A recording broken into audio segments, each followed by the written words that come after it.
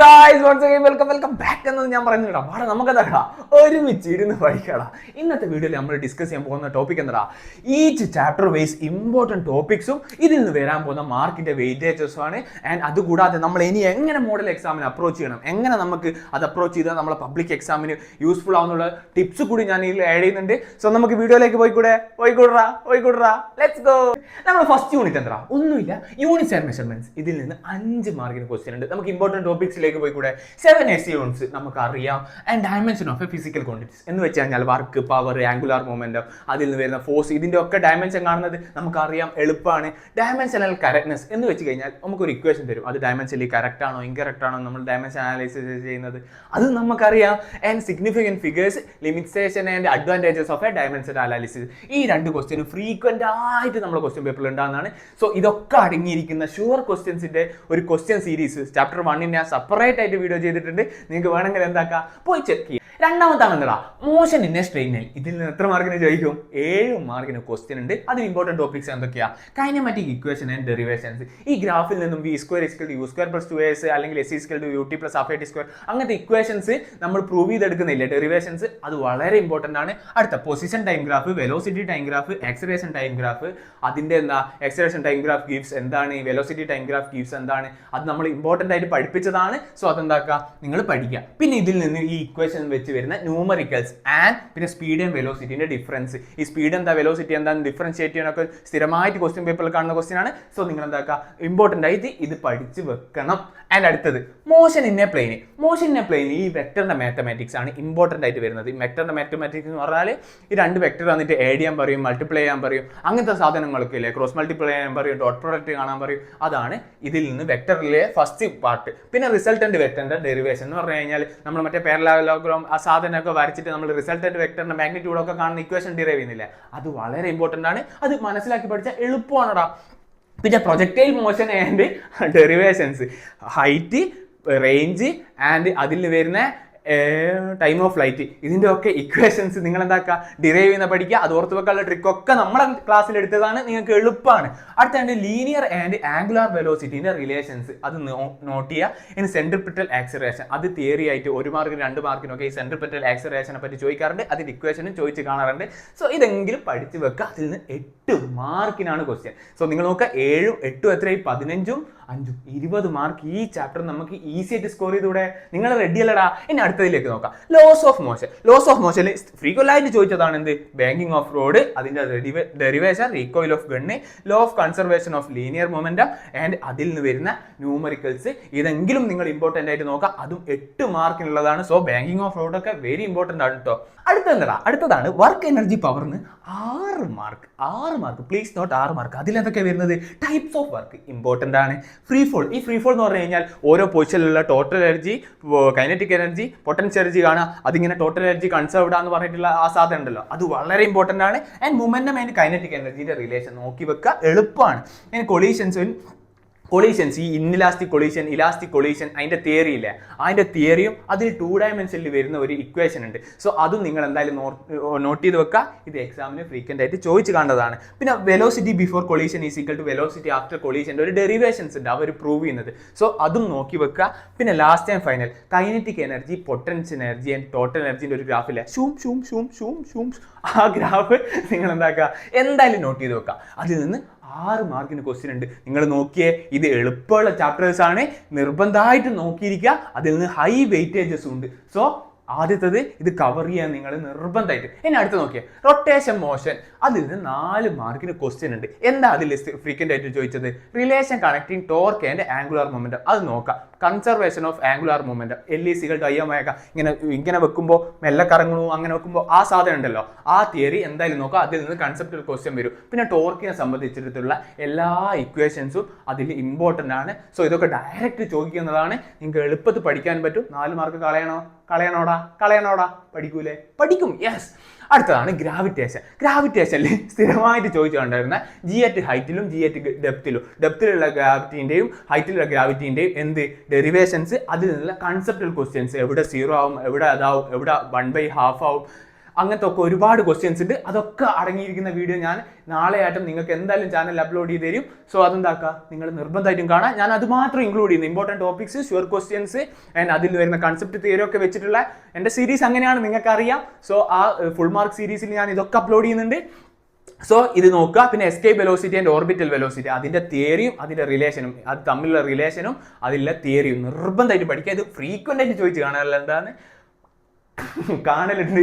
അടുത്തെന്താ, Kepler's law, first law, second law, third law important ആണ്. Important എന്ന് പറഞ്ഞാൽ important ആണ്, വളരെ എളുപ്പത്തിൽ പഠിക്കാനാവും. വളരെ എളുപ്പത്തിൽ പഠിക്കുന്നത് നമ്മൾ എന്ത് ചെയ്യാൻ മിസ്സാക്കണ്, 7 മാർക്കാണ്. ഇതിൽ നിന്ന് കൺസെപ്റ്റ് ഈ കെപ്ലേഴ്സ് ലോ ഇത് പഠിച്ചു കഴിഞ്ഞാൽ നമുക്ക് കിട്ടുന്ന ഇതെന്തായാലും നിങ്ങൾ മാക്സിമം കവർ ചെയ്യുക. കാരണം 7 മാർക്ക് നഷ്ടപ്പെടുത്തണോ, വളരെ സിമ്പിൾ ഡെറിവേഷൻസ് ആണ്, മനസ്സിലാക്കി പഠിച്ചാൽ ഞാൻ ഡെറിവേഷൻസിന് വേണ്ടിയിട്ട് എന്താക്കുക സെപ്പറേറ്റ് വീഡിയോ ചെയ്യാൻ ശ്രമിക്കുക. അതിന് അടുത്തത് എന്താ, സോളിഡ്സിൽ stress strain graph, types of stress strain. ഈ ഗ്രാഫിൽ അതിൽ ഓരോ ഡീറ്റെയിൽ ആയിട്ടുള്ള പോയിന്റ് ഇല്ല, അത് നിങ്ങൾ എന്തായാലും നോട്ട് ചെയ്തിരിക്കുക. എവിടെ പൊട്ടും മറ്റേ ഓരോ നോട്ട് ചെയ്ത് ഓരോ ഭാഗത്തിന്റെ അതൊക്കെ വൃത്തിക്ക് പഠിക്കുക. പിന്നെന്താ, ടൈപ്പ് ഓഫ് സ്ട്രെസ് സ്ട്രെയിൻ, അത് നിങ്ങൾക്ക് അറിയാം, പഠിക്കാം. എലാസ്റ്റോമേഴ്സിന്റെ ഗ്രാഫ് സിമ്പിൾ ആണ്, പഠിക്കുക.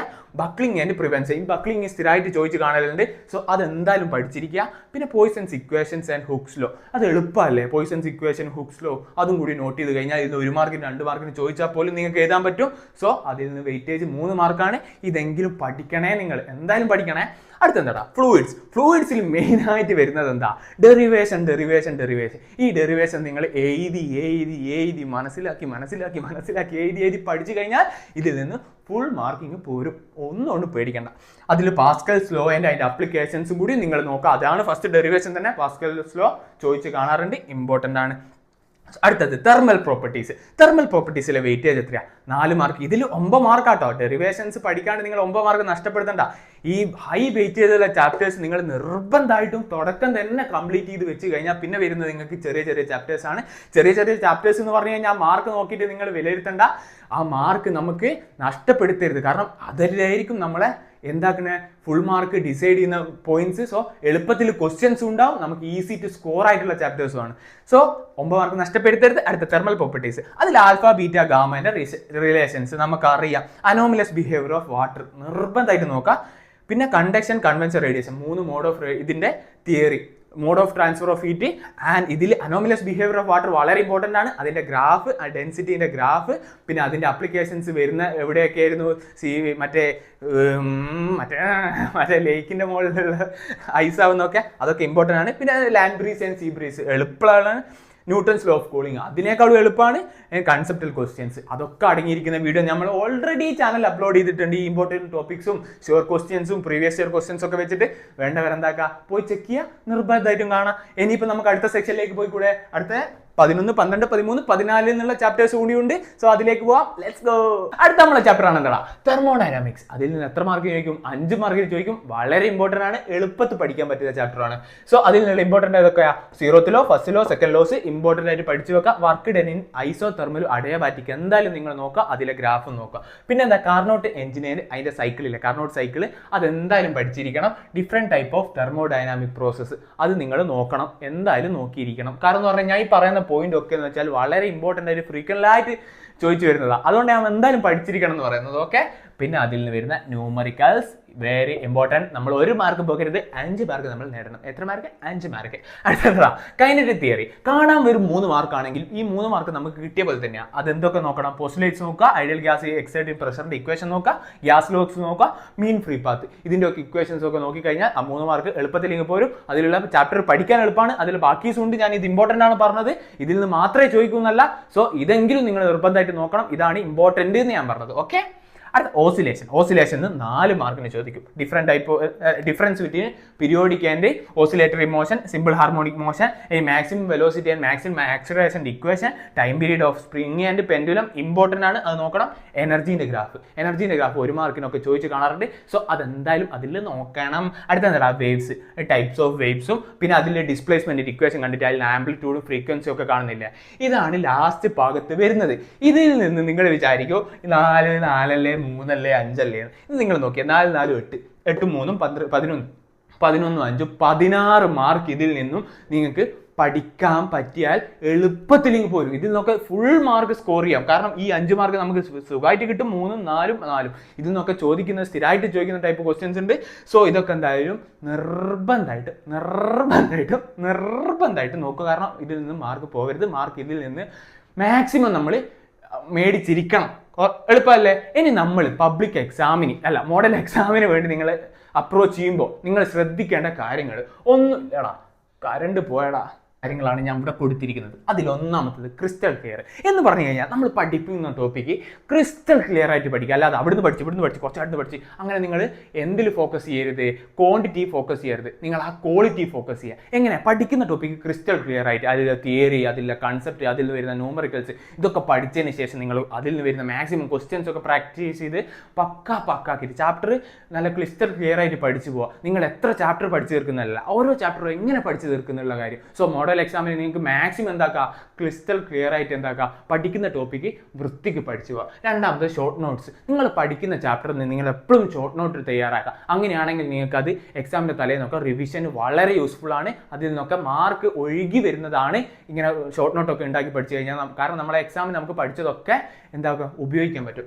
രണ്ടാമതാണ് ഇക്വേഷൻ ഷീറ്റ് എന്ന് പറഞ്ഞു കഴിഞ്ഞാൽ നിങ്ങൾ ഈച്ച് ചാപ്റ്റർ വൈസ് എന്താക്കുക, ഇക്വേഷൻ ഷീറ്റ് ഉണ്ടാക്കുക. സോ ഇക്വേഷൻസ് വളരെ ഇമ്പോർട്ടൻ്റ് ആണ്, ന്യൂമറിക്കൽസിന് ഇമ്പോർട്ടൻ്റ് ആണ്. സോ അത് ഇങ്ങോട്ടും മാറിപ്പോയിരിക്കാൻ നിങ്ങൾ ഇക്വേഷൻ ഷീറ്റ് ഉണ്ടാക്കി കഴിഞ്ഞാൽ നിങ്ങൾക്ക് ഇക്വേഷൻസ് ആണ് എക്സാമിന് തലേന്ന് ഇക്വേഷൻസ് ഒക്കെ നിങ്ങൾക്കൊന്ന് ഓർത്തെടുക്കണം എന്ന് തോന്നിയാൽ ആ ഷീറ്റ് നിങ്ങളുടെ കയ്യിലുണ്ടെങ്കിൽ വളരെ എളുപ്പത്തിൽ നിങ്ങൾക്ക് സ്കോർ ചെയ്യാൻ പറ്റും. ഇതും ഇമ്പോർട്ടൻ്റ് ആണ്. അടുത്ത പബ്ലിക് എക്സാം അപ്രോച്ച്. നിങ്ങൾ എഴുതാൻ പോകുന്ന മോഡൽ എക്സാം പബ്ലിക് എക്സാം എഴുതുന്ന പോലെ തന്നെ നിങ്ങൾ അപ്രോച്ച് ചെയ്യുക. അങ്ങനെയാണെങ്കിലുള്ള ഗുണം എന്താ പറയുക, നിങ്ങൾ ഈ പഠിക്കുന്ന ക്രിസ്റ്റൽ ക്ലിയർ ആയിട്ട് പഠിച്ചു പോയി ഷോർട്ട് നോട്ട് ഉണ്ടാക്കി അതൊക്കെ ചെയ്തു. നിങ്ങൾ പഠിക്കുന്ന ചാപ്റ്ററിൽ നിന്ന് നിങ്ങൾക്ക് എത്ര സ്കോർ ചെയ്യാൻ പറ്റിയെന്ന് നിങ്ങൾക്ക് ഈസി ടു കാൽക്കുലേറ്റ് ചെയ്യാനാവും. സോ എന്താക്കുക, അതൊരു മോഡൽ അല്ലേ എന്ന് കൺസിഡർ ചെയ്യരുത്. പഠിക്കുന്ന വൃത്തിക്ക് പഠിക്കുക, പബ്ലിക് എക്സാമിനെ പോലെ തന്നെ അപ്രോച്ച് ചെയ്യുക. സോ പബ്ലിക് എക്സാം നിങ്ങൾക്ക് എന്താവും, ഒരു എക്സ്പീരിയൻസ് ആവും. സോ അത് പബ്ലിക് എക്സാമിന് ആ പ്രോസസ്സ് കുറച്ചുകൂടി എളുപ്പമാവും. പിന്നെ എന്ന് പറഞ്ഞു കഴിഞ്ഞാൽ ഇതൊക്കെ ചെയ്യുന്നതിന് പുറമെ നിങ്ങൾ ക്വസ്റ്റ്യൻ ആൻസർ നിർബന്ധമായിട്ടും പ്രാക്ടീസ് ചെയ്യുക. നമ്മൾ എത്ര പഠിച്ചെന്നല്ല, ആ പഠിച്ചത് നമുക്ക് എത്ര മാർക്കായിട്ട് കൺവേർട്ട് ചെയ്യാൻ പറ്റണമെന്നുണ്ട്. ഞാൻ മാർക്കിന് ഒരിക്കലും ഫോക്കസ് ചെയ്യണമല്ല. സോ നമ്മൾ അത്രയും പഠിച്ചിട്ടുണ്ടെങ്കിൽ നമ്മൾ ഡിസേർവ് ചെയ്യുന്ന മാർക്ക് നമുക്ക് കിട്ടണം. അല്ലാതെ മാർക്ക് ഫുള്ള് വാങ്ങുന്ന അങ്ങനെ ഞാൻ ഫോഴ്സ് ചെയ്യണതല്ല. പഠിച്ചിട്ടുണ്ടെങ്കിൽ അത് ഡിസേർവ് ചെയ്യുന്ന മാർക്ക് നമുക്ക് കിട്ടിയിരിക്കണം. അതിനു വേണ്ടിയാണ് പറയുന്നത്, നിങ്ങൾ ആ പഠിച്ച സാധനത്തിന് ക്വസ്റ്റ്യൻ ആൻഡ് ആൻസർ ആയിട്ട് അപ്രോച്ച് ചെയ്തേ പറ്റൂ.